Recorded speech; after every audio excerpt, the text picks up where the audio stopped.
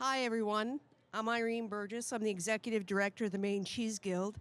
And today we have a esteemed panel of 4 cheesemakers from the state of Maine.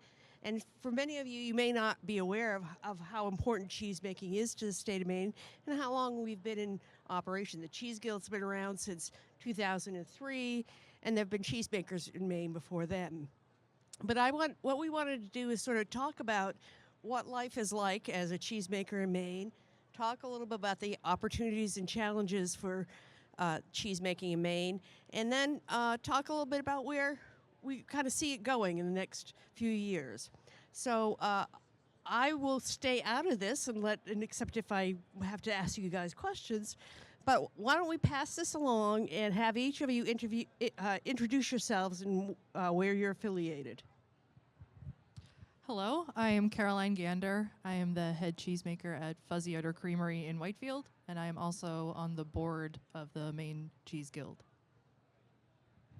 My name is Heather Donahue. My husband Doug and I own and operate Balfour Farm in Pittsfield.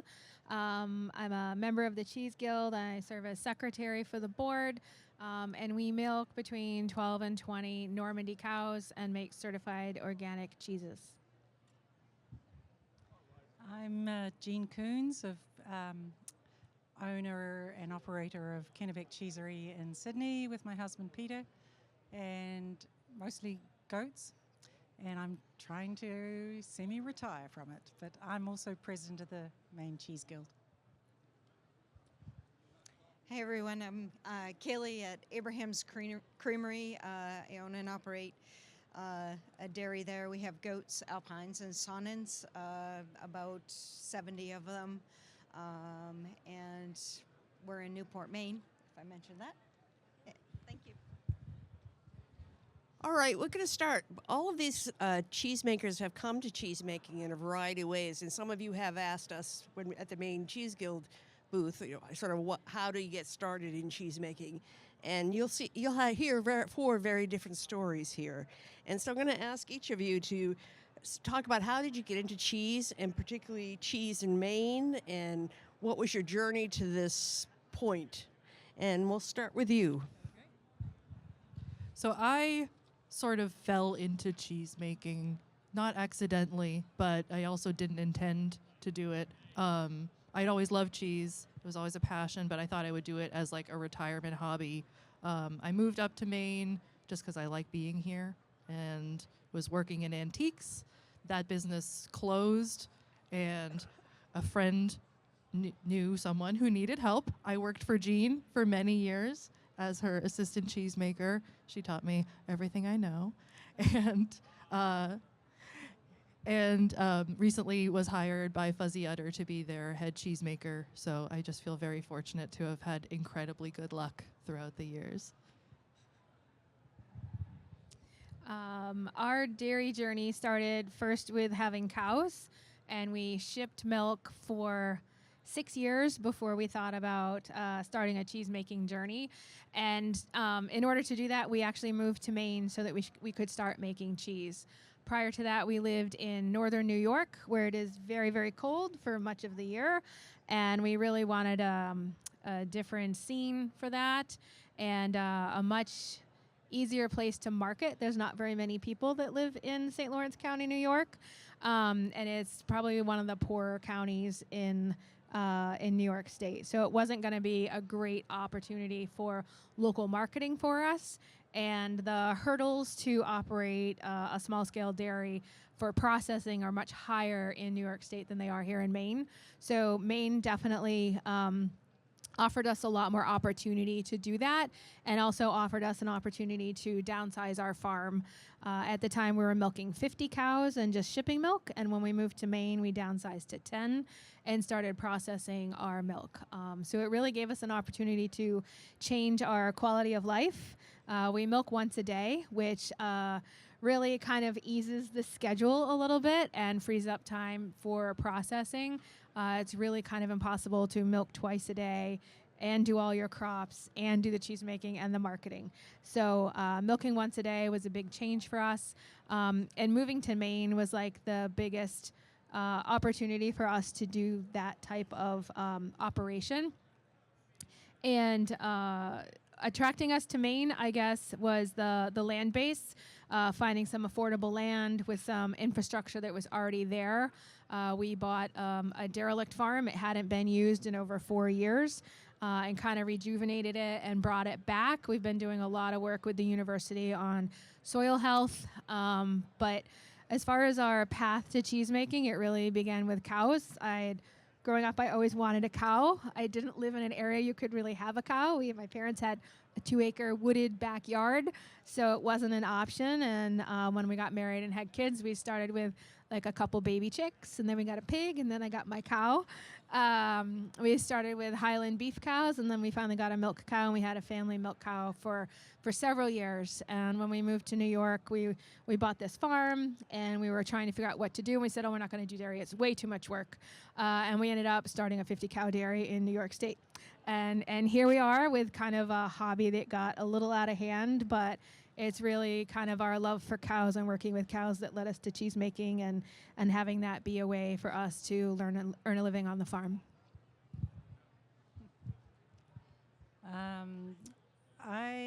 You may hear a little bit of an accent. I'm from New Zealand originally. I grew up on a sheep farm, but my husband's from Maine. I met him when he came over to the university, and I kept him in New Zealand for 20 years after we actually spent 3 years in Switzerland. So that's where I really saw that there were different cheeses than Colby and cheddar that I'd grown up with. But we came back to Maine in 2001, and I actually came to a Women in Ag conference here and met Caitlin Hunter, who was Appleton Creamery. She'd been milking goats for 20 years or so, and she started up the Maine Cheese Guild. So it was sort of fortuitous in timing.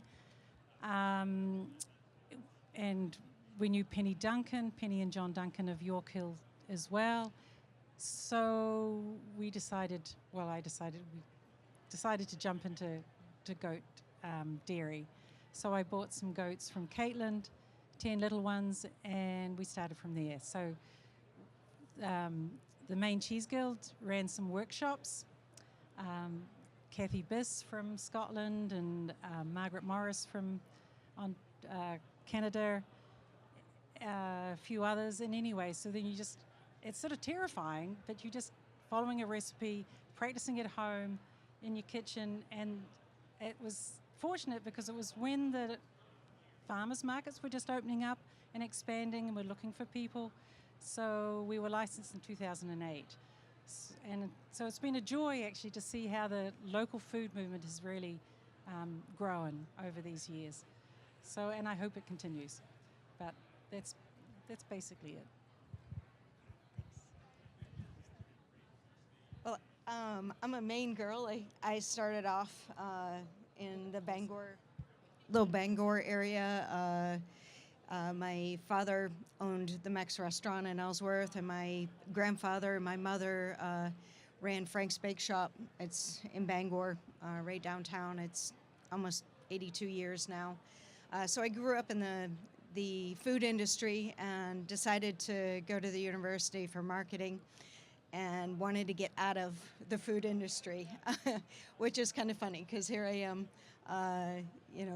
15, 20 years later. But I moved to North Carolina, did the busy lifestyle of home inspections for high dollar accounts, and then getting, barbecue on the side of, all these nice barbecue joints in North Carolina, South Carolina.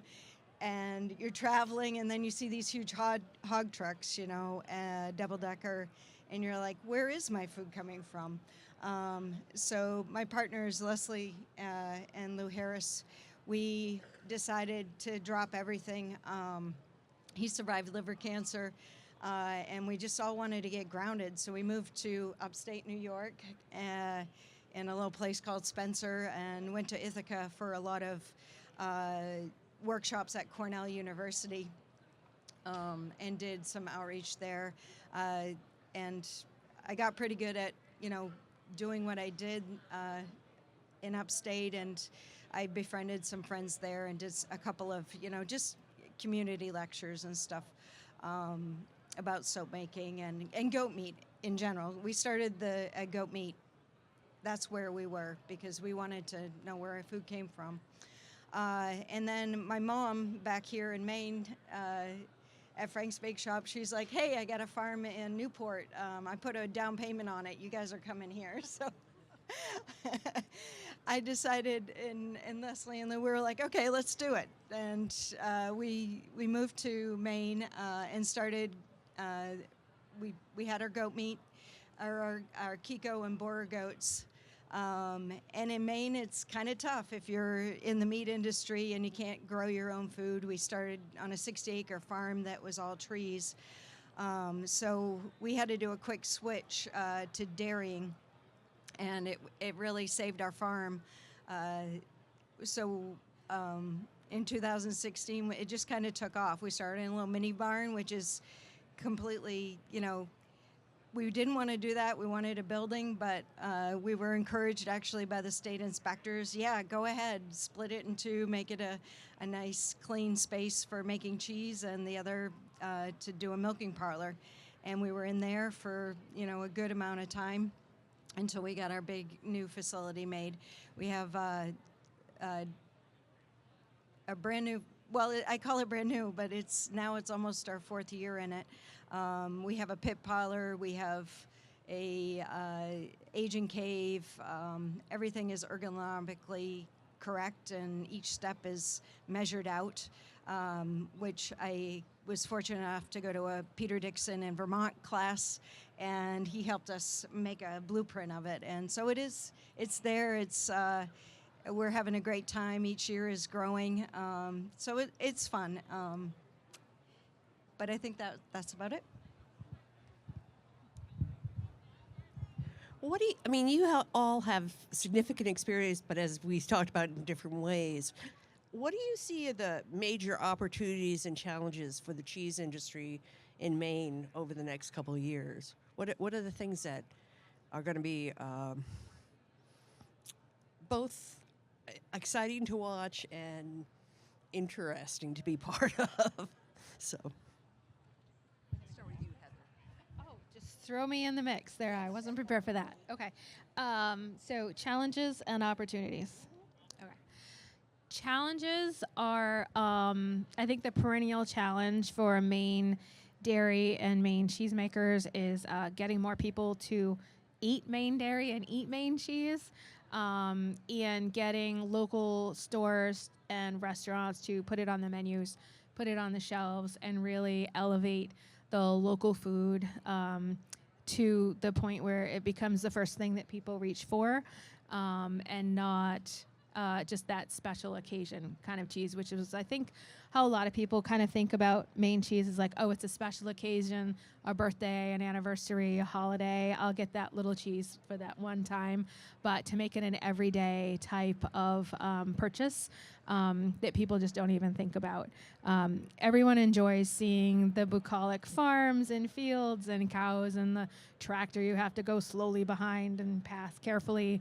But that can't exist unless people are actually eating the products that we're growing, whether it be the dairy, the grains, the vegetables. Having local support for the farms is really essential. And the opportunities is the opposite side of that, is that there's so much collaboration in our industry, as well as cross industries with the Wine Guild and other specialty food producing branches of agriculture in Maine. I think that we have a really big opportunities to push that message and put that out in front of people and show the value position of what local food can do, not only for supporting farms and families, but building communities and neighborhoods, and communities within like a town or a county, and communities within an industry. And that's something that I've seen as a huge opportunity for the Maine Cheese Guild, is providing that space for communication and collaboration among our members, as well as with other areas of the state government, local governments, and even national, having cheese from Maine and dairy from Maine having a national footprint.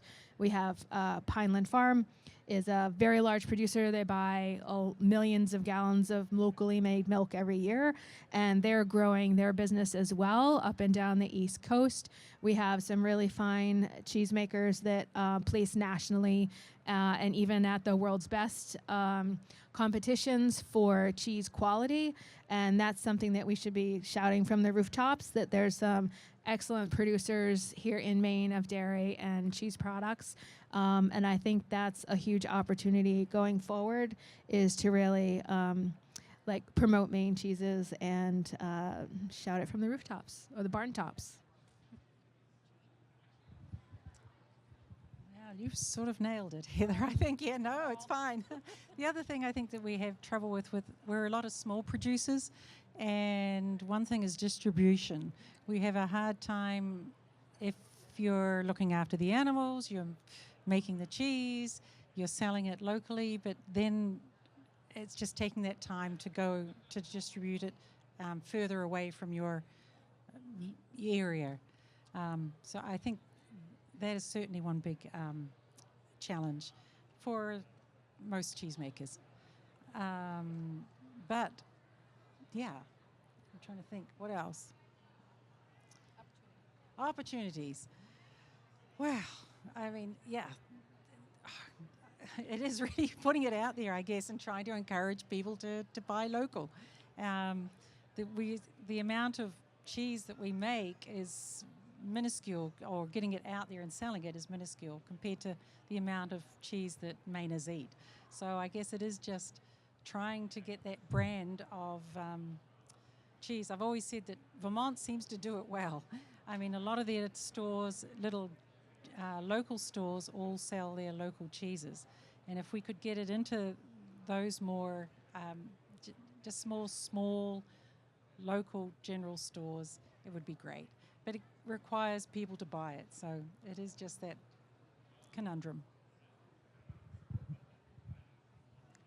Well, those are really good ones.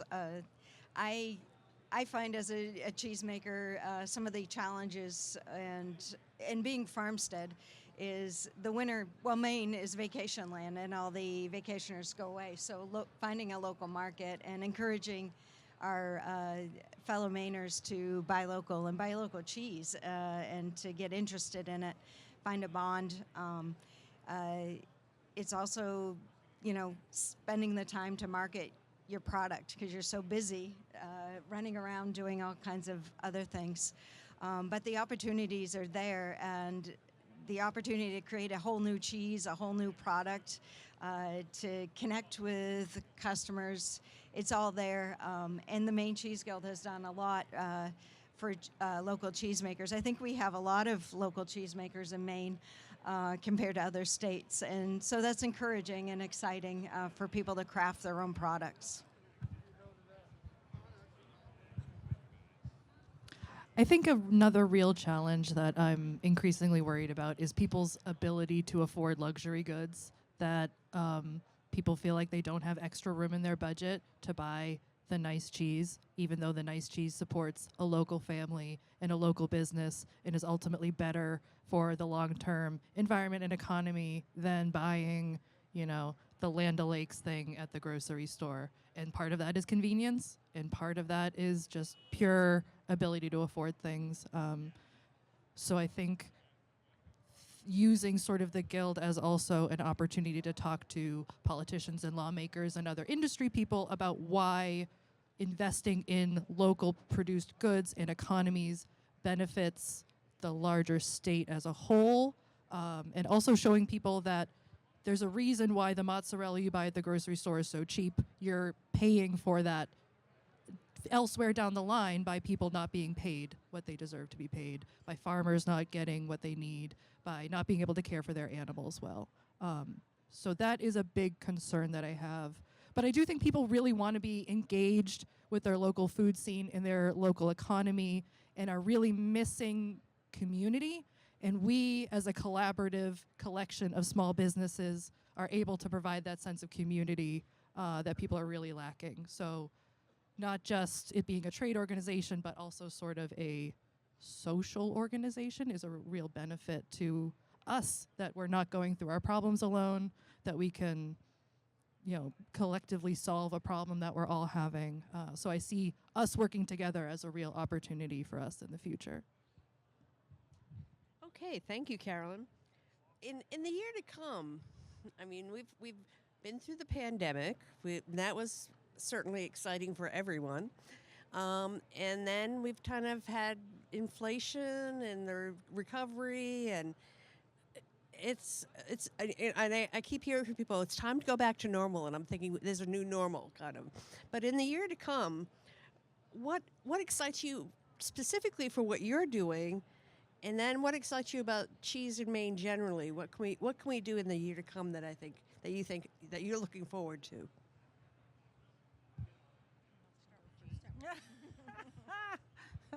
I'm looking forward to retirement. Or not having to get up early in the morning to when kidding starts. I don't think I'll have any kidding in April. Well, I'll have one or two, but not 40 or 50. Yeah.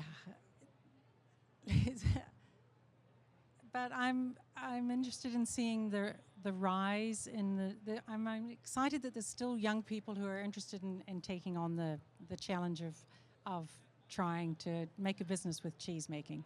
So, and I'll encourage that as much as I can with the Guild. So I think it is. People are becoming more aware of what goes into their bodies, affects their bodies, and it is becoming a health issue, really. I guess everyone in New Zealand, food is much more expensive. I guess this is the land of cheap food, and people expect it, and also petrol and gas, which I could go on about. But so I'm hopeful that people are being more aware of the environment, of the pluses to having local good food, and we'll just keep trying to be hopeful about that. Yeah, I guess I agree with Jean as when I was pondering that question as well, as people are more aware of less sugar. No, I heard the FDA just banned red dye number 40, which, yay, all right. So I really think that there's awareness. I know, like, when I moved to Maine and started my meat goat, nobody really wanted goat meat, and as soon as the dairy started in 2016, there was like a local movement, and everybody wanted to use good products and create like really nice dishes at home for their family. And it's just exciting to see that, and for us to be able to reach out to these people at the farmers market and see them. You create a product, you milk the goats, you kid all night long and barely get any sleep, and then your final product reaches one person, one child that like went to a goat camp and said, Mom, check this out, it's so good, and they entice their parents to actually encourage them to eat goat cheese, and they're like, oh wow, this is great. So yeah, I think things are going exciting in the industry of cheese and in Maine as well, and I'm excited for it. I think 2025 can be a year of discovery for people.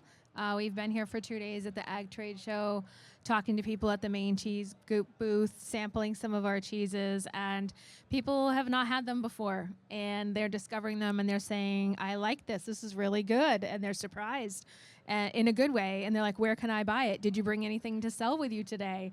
And we're just sampling today. We didn't bring things to sell, but there's all kinds of ways to engage with Maine dairy and Maine cheese.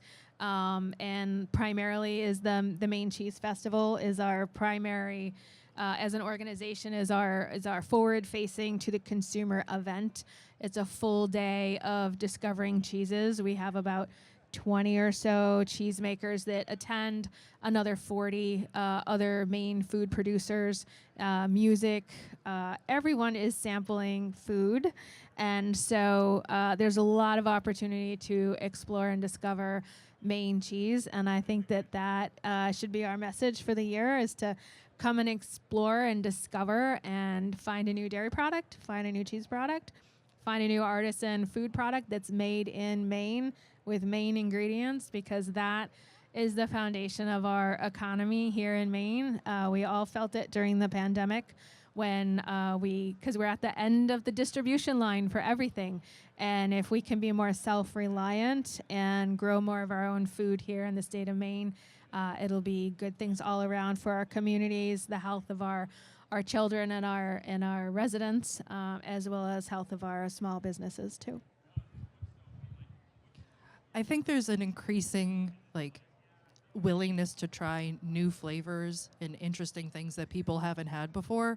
So just personally, it's really fun to create new recipes or new flavors of things off of your base recipes, because it keeps it from getting stale and you get to use your creative outlet. And it's a way to attract people who, might like something spicy, so you do a spicy thing, or they might like something sweet, so you try doing something a little bit more on the sweet direction. So I think that lack of fear of trying new things is really positive. It makes it very fun as somebody who both sells and makes cheese. Yeah, and also just that we're a really collaborative community. It's a really great place to make cheese. We're not competitive between each other, which is just such a wonderful gift, especially as a woman in a workplace. It's really nice to be supported by other people who understand what I'm going through. We do have male members, I promise, when they're not represented today. We're happy to have all types. But it is just a really gift to be in a female-dominated space as a woman in a traditionally female-dominated field. I really like that sense of continuity, and I think, like I said earlier, people are kind of missing that tradition, and there's a way to have that positive tradition from the past that we're looking towards the future. So I hope that we can all sort of realize that there's a value to protecting those traditional fields as well. Great. Thank you, Karen. Now, one of the things Jean mentioned, and studies on consumer preferences show that cheese eaters are concerned not only about the significant health benefits of cheese and dairy products, but also about sustainability in dairy production practices and making practices. Can any of you folks talk about how you handle some of the sustainability issues in your facilities and your farms? We switched from plastic to glass containers for some of our fresh cheeses, which we're not using plastic and is recyclable. Also, we got better shelf life, so there was that unintended benefit to that. So there's a lot of unintended beneficial consequences to thinking a little bit more environmentally consciously. And also just trying to sell locally, promoting the fact that these aren't cheeses that have been shipped internationally on an airplane. They're both fresher and have a lot less carbon wrapped up in them. So I think just the fact that a lot of us are small producers, many of them are farmstead producers, is inherently already a lot more sustainable. And we sell food to our communities. We don't want to have a bad relationship with our neighbors because they're our primary customer base. So being sustainable in terms of developing that relationship, I think, is also very important. As far as sustainability, we've also made some changes to our packaging. Probably 12 years ago, we switched from plastic to glass for our yogurt jars, and we do jar returns on them so people can give us the jars back. We clean and sanitize them and reuse them when we can. And that made a huge difference not only in the volume of yogurt, but a willingness to buy for the customers. They liked that feeling of they were doing something good, they were getting a high quality product, and they came back to the table again, so maybe they were going to buy something else while they were there. And so that's one thing that we do. Another thing that makes our farm a little bit unique is we've tried to reduce our reliance on fossil fuels, both in our packaging but also in our operation. So our farm is completely off the grid. We're not grid tied at all. We run a generator while we're milking in the morning because there's so many pumps and things running at once. And then we shut it off once we're done milking, and we run on solar power and battery power for the rest of the day until we milk again the next morning. And that makes us pretty unique. There's a lot of farms that utilize solar power for either hot water systems or just power generation to go into the grid, but ours is like a self-sustaining system. So we've tried to reduce our diesel use for that, and also be very conscious of making sure that we're using that generator as little as we possibly can when it's a sunny day. We're done milking, pipeline's done, we shut that right off and we run on solar power. We're also a grazing-based dairy, so the cows are doing the harvesting of the crops for a majority of the part of the year.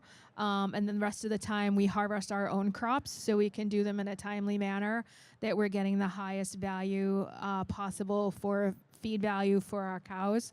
And doing that means you're feeding higher value feed. You can feed less feed because of it. And we also utilize an organic plan system for our production. All of our products are certified organic, so we don't use any pesticides or herbicides. Even though there's some that you can use that are organic approved, we just don't use them. We have native grasses growing in the field that we can add extra seed to as needed. We tend to add a lot of clover because that's a higher feed value. And so those are some of the things that we've tried to do to kind of like mitigate some of the effect, because dairy can be a very energy intensive type of operation. The last thing I'll mention is that we have an aging space that we built underground. And because it's underground, it's about the size of a 2-story garage, about 7 feet under with 5 feet of soil over the top. And because it's underground, it has a passive cooling system with pipes that go another 7 feet underground and then out to draw in air that gets cooled naturally by the soil temps. And that really reduces the energy that's needed to keep the cheese cold and at a proper temperature while it's aging, because we only have to run a heat pump for maybe 2 months of the year when it's a little bit too hot. The Maine summers are getting hotter and hotter for a little bit longer. Those heat periods of duration are getting longer and starting earlier in like June instead of July now. A couple years ago, it started the middle of May. It just got hot and never stopped. And so having that in our operation going forward is going to be reducing the carbon footprint that we have for a cooling product. Like Heather, we cut our own hay on the property. We're not organic as such, but we tend to organic practices. So we do feed GMO-free grain. We put organic fertilizers on the fields, so we're as close to organic and natural as we can be. We also have we put solar on the Cheesery in 2012, and that basically covers a lot of the costs of the cheesery and the milking parlour there. And we use glass for our yogurts and other things. So I guess it is just being aware of and trying to be as sustainable as we can. And yeah, we will really like the land to be continued as a farm. So I mean, you think of the people who cleared the land in Maine, all those rocks, all those trees, and kept those fields open. So the work that went into it is just amazing. So it'd be nice to keep those going as a field. We know how quickly it comes back over the road. It's stopped. We've got some photos from Peter grew up on the farm that we were in, and you can see the trees just blocking the view and growing like crazy, and losing pasture is so fast. But so we'll just hope to keep it as a farm. I think like these other women, we use glass on our feta and our yogurts, try to do as much as possible. And our goats, we have a unique situation. Like I said before, our farm is 63 acres and about 60 of it is trees. We have, 4 acres of pasture, which for 70 goats, that's not a lot of pasture. But I did rotational grazing on that as much as I could. But we transitioned to I had purchased 2 livestock guardian dogs, Turkish Kangles, in hopes, in our dreams actually, we eventually wanted to get them in the woods, but coyote activity kind of impede that. So the past couple of really when we started getting some droughts, it really pushed us to get the goats in the woods. We use actually a drill to drill holes in the rock because we're on a knoll. It's rocky land too. So, and we had our trees first logged when we got there in hopes of saplings come up. So our goats actually graze in their natural environment in the woods. We do get them on the younger ones on our pasture that we planted organic bird's foot trefoil, and we amended the soil for that, which is nice. But it's really fun to get them out there and see them in their natural habitat. The other thing is when we got our new cheese making facility, we decided to go solar, kind of like Heather, but we're not off grid because it would have cost twice the amount. We have 93 solar panels in hopes we sell back to the grid, and one day hopefully we can get battery backup for the solar panels that we have and be non-reliant. But it's nice because our electric bill has dropped significantly. Pasteurizers are a big culprit of electricity, so it's nice to have the solar power like Jean does on her cheesery as well. So the one thing we did find out with our new facility, we have 6-inch walls, and we did some good insulation. All we need is heat pumps to heat our facility. We don't need to do propane or oil with a boiler. I had all the radiant heating and the flooring done up, but that was not needed, which is good. I mean, it was money not that I didn't need to spend, but it was a nice surprise that we actually could do that and run the facility by itself. I think that's pretty much it. I mean, we do the best we can with the goats, like planting the hay, or planting our pastures with organic amendments. Let's talk a little bit about the distribution issue that Jean brought up. And first of all, just tell us where you sell or your facility sells the product you make and how the different avenues you've chosen and why to market your goods.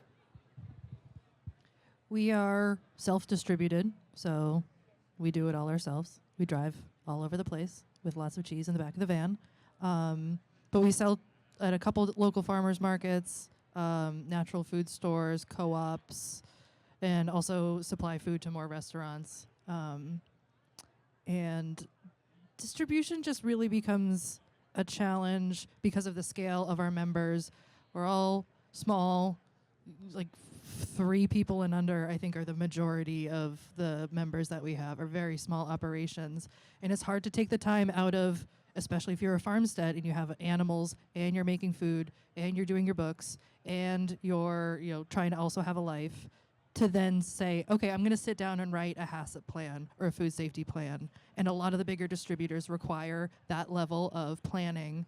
So there's this chicken and egg of, you can't get more business, you can't get picked up by a distributor until you have some assurances that you can give them, and also the insurance is very expensive. But in order to take the time, you have to have an employee, and you can't pay the employee until you make more money. So you get stuck in this cycle of, I wish I had the time to do a food safety plan. I wish I had the time to talk to somebody about a HACCP plan.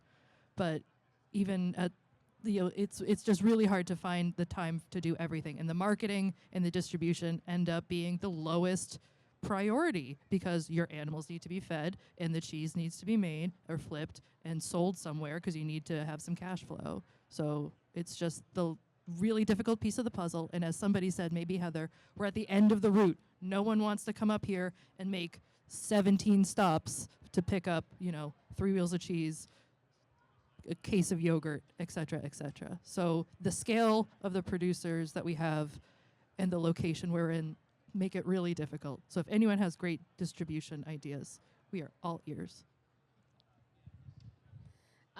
Distribution is definitely one of the distribution and marketing. Like, none of us are marketers by trade. It's all by the seat of our pants and what we can learn and glean at workshops and events like this, where we can go to a little 2-hour thing here and there. But distribution is a challenge. We are self-distributed. We do farmers markets. We do the Portland Farmers Market right now is our only farmers market that we do. We've done up to 9 farmers markets in one summer when we first started building our business here in Maine. That was a lot. We had a couple interns, and my daughter was still living at home before she went to college. And my husband and I, at one point, we did 4 farmers markets, 2 days a week, and then 2 on 2 other days. So it was a lot, but it was what we needed to do to build the farm. Since then, we've narrowed it down to just the Portland Farmers Market. Part of that is a shortage of labor, not having enough people to go around. And part of that is that when you're in a lot of markets, you find the ones that fit you best and the ones that you can grow the most in. And that's, for us, that's the Portland market. So that's where we've kind of put all our eggs in that basket, or all the cheese in the truck for that market. But we also self-distribute to kind of limited restaurants. The restaurant scene is not one that we really have personal experience. I'm not a former chef that became a cheesemaker or anything like that. Like, other people have had that experience, so it's not in my wheelhouse. But we've had really good luck selling to organic food stores, natural food stores, co-ops, farm stands. And during the pandemic, a lot of farms, particularly vegetable farms, started farm stands where they would sell their own products as well as breads. And then they added cheeses because they already have coolers running for their greens. And then they added meats. So I think the one good thing that came out of the pandemic was the breadth of local food that can now be found locally at farmers stands throughout the state of Maine. A lot of those have some staying power. And I'm sure Kaili will talk about Farm Drop being one of those options. That's kind of like a mobile farmers market kind of. And we also work with 2 small distributors. Crown of Maine is here in the state of Maine, and a little bit into Massachusetts, a little bit in New Hampshire. Local Goods Gathered was an idea of our former Maine Cheese Guild president, Holly Aker. She built that out as a distribution, a different kind of distribution model, kind of as a broker versus a distributor. So they have the relationship with the distributors. They source the cheese, they hold the cheese, and then sell it to the distributors who take it to the final customer. And so we've had some success there. What was the other thing I was just going to say? There was a third thing there, and it's gone. This is the part of, like, holding lots of things in your head. So it was there. Oh, and then we also self-distribute. We are kind of at that point that Caroline was talking about, like looking for a distributor that can take our stuff a little bit further than we can take it ourselves. We've recently acquired a refrigerated food truck, a refrigerated delivery van, so that we can kind of take stuff to Boston and give those assurances of food safety, temperature control to a distributor in the Boston area. And then we can deliver everything between here and there, and then they can take it further beyond. I don't have any desire to drive further past Boston. That's far enough. And that kind of grows as your supply grows. You need to find more customers for your products, and that's kind of the point we're at in our business. Is we're growing and we're looking for more customers and more places to place our products. Yep. So yeah, I started with 3 with farmers markets. So mostly farmers markets, and then I guess you expand out a little bit more. After the pandemic, we went more wholesale. So some CSAs with cheese added on, and also the Daybreak Growers Alliance group and Unity have been great for us. But yes, and I guess you can talk about the Farm Drop. Yeah. But certainly distribution for small producers is so difficult, and it would be, we used to have the Milk Mavens, which started over the pandemic to distribute small, several cheesemakers. But that's closed now, so it's just, yes.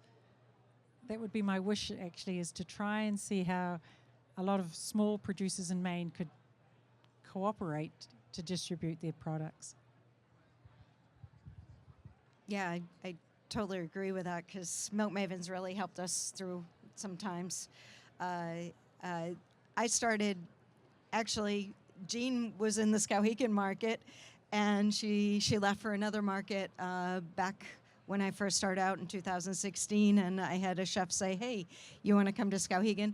I highly recommend, first, if you're starting out, that's how people meet you. That's how people say, hey, Kaili, I love that cheese, and they bond with you, and they try. It was hard to fill Jean's shoes, but I did. But it's really like, it's nice because other farmers will say, hey, this farmer's market's opening up. How about if you try that? You'd be a good fit.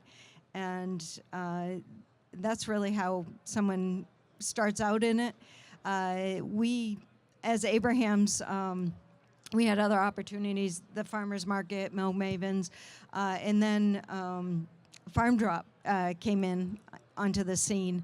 And we met the CAO, Hannah Sumler. She's a local Mainer from Blue Hill.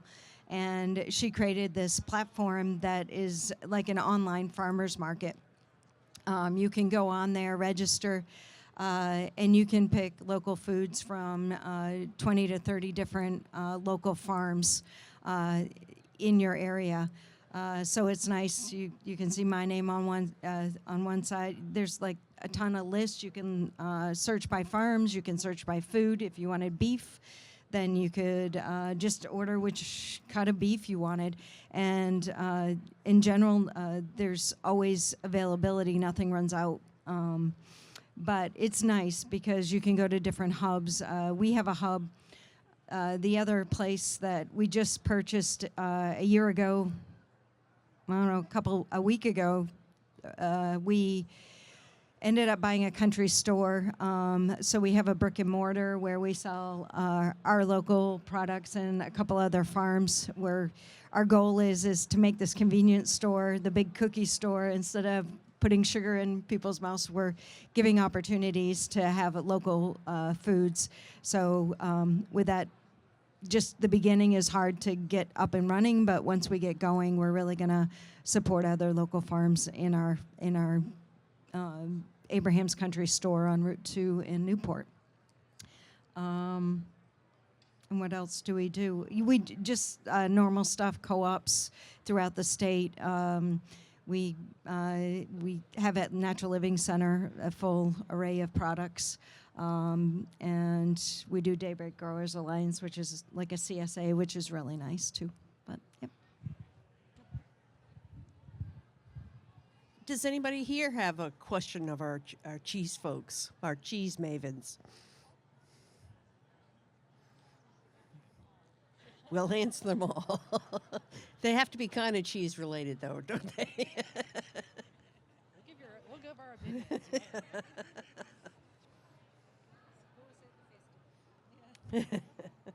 Well, one of the things that's very impressive, I just started in my position about 6 months ago, and one of the things that's been very impressive to me is how, as you say, it's a very collaborative group, and it's a group that is really interested in supporting what the best that Maine has to offer, and I think cheese is one of those things that we can enjoy. Anything else that anybody wants to say for the last? Explore and discover is what Heather gave us as a mantra for this year. So thank you all for attending and listening to us, and we hope that you find some Maine cheese that you particularly like in your corner of Maine. Thank you.